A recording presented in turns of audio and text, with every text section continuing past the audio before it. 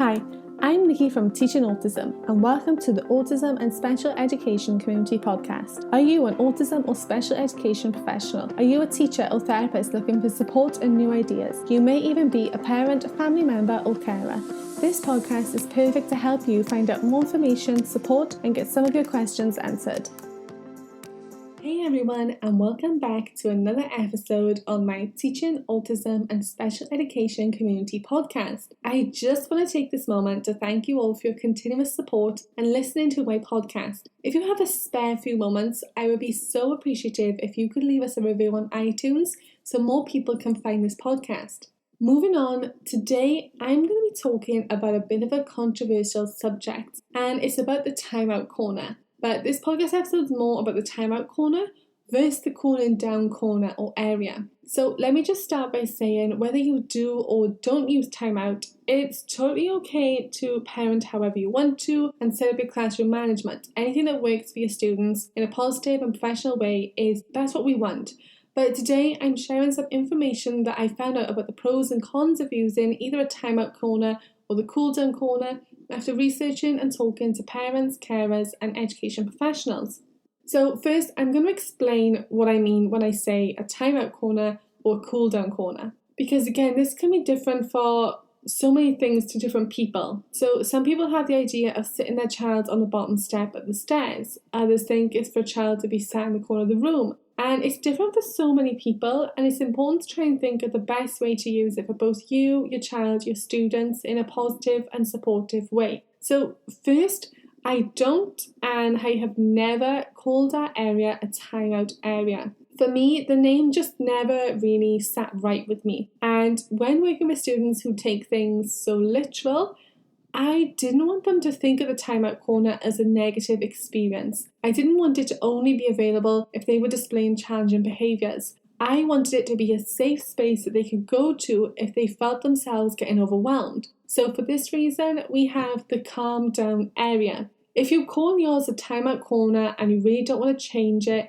that's okay. I just wanted to share the reasons for why mine is called a calm down corner or calm down area, and why I think it just feels a little bit more positive for my students to access. So first, I'm going to discuss some pros of having a calm down area in your classroom or at your home. So first, it gives your child an opportunity where they can calm themselves down without feeling overwhelmed, and it can provide them with a safe space. So a lot of our children crave a safe space, especially if they're in a large room or environment that's filled with students that can quickly become overwhelming. So if we start to notice triggers for behaviours, we can direct them to this cool down area and help them to start that cooling down process.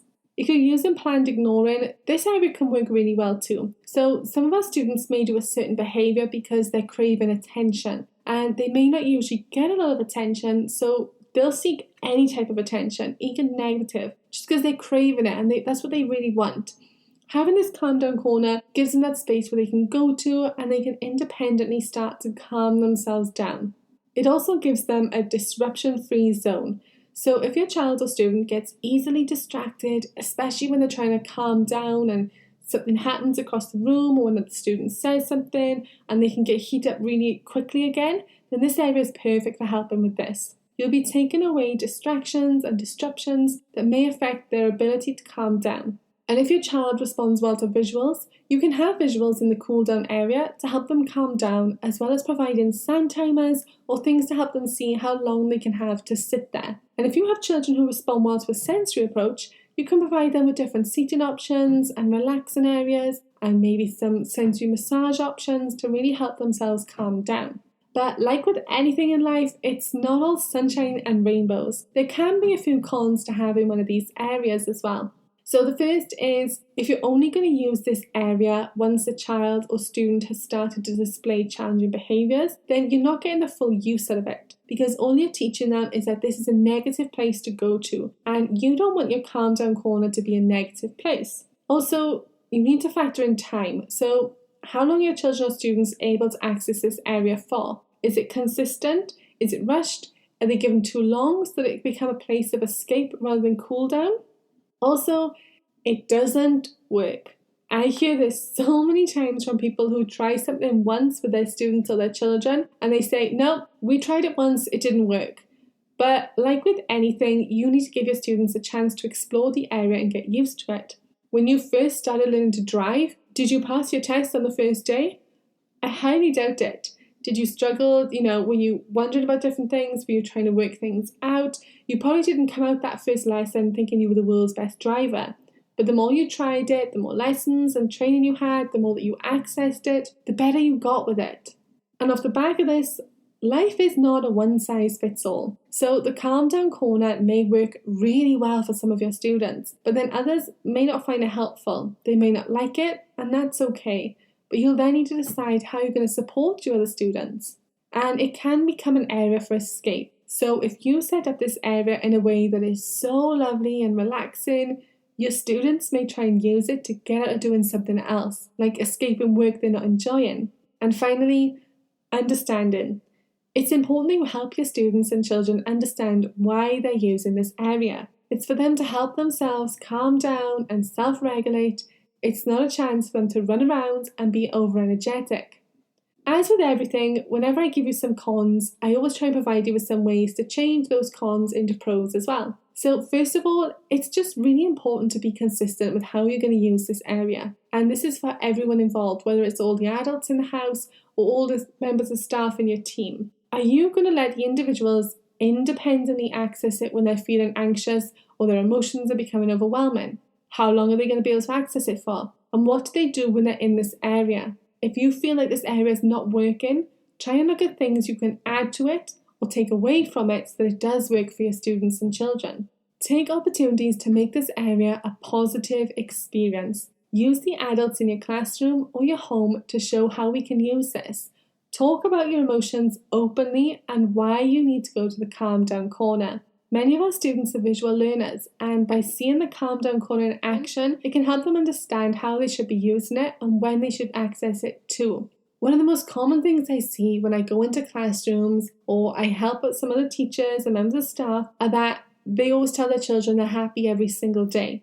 But that's not life. I understand why. I understand it comes from a place of love and you want to show your students how happy you are every day and positive, but it's not life. And it's not realistic. Nobody in life is happy every single hour of every single day. And that's okay. There's nothing wrong with feeling sad or there's nothing wrong with feeling angry. Just talk about it. Use it as a point of discussion with your students. So when you're doing feelings, openly say, Miss Davis is feeling a little bit sad today. My dog's not feeling very well and I'm sad that he's in pain.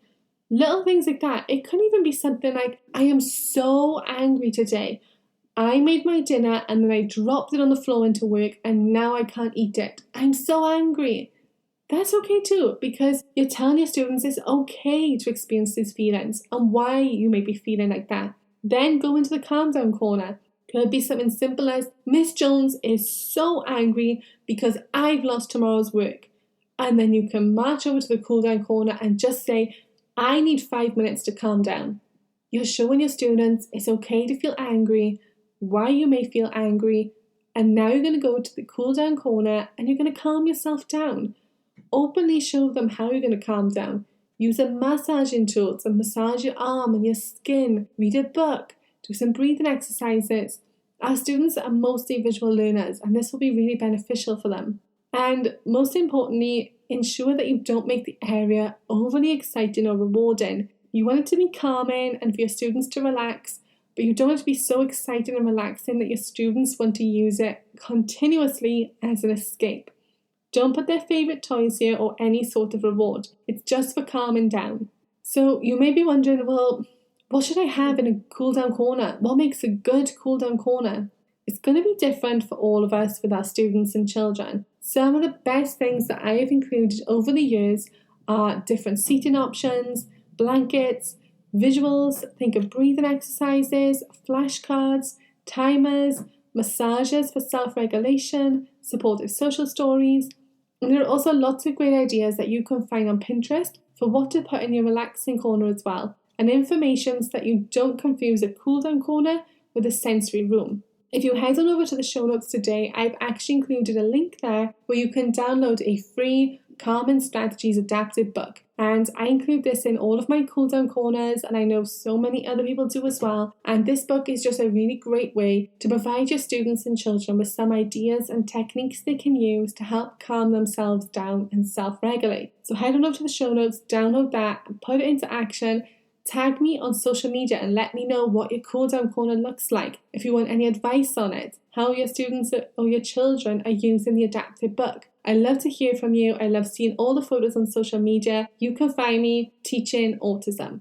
So I hope you found this podcast episode helpful today and that I was able to help you think about the terminology of the timeout corner and maybe changing this to a cool down corner or calm down area. If you have an area that works really well for your students, be sure to head on over and leave a comment to share it with our listeners. And don't forget, head over to the show notes for some extra resources and links to find out more. Thank you for listening, and I'll speak to you again soon.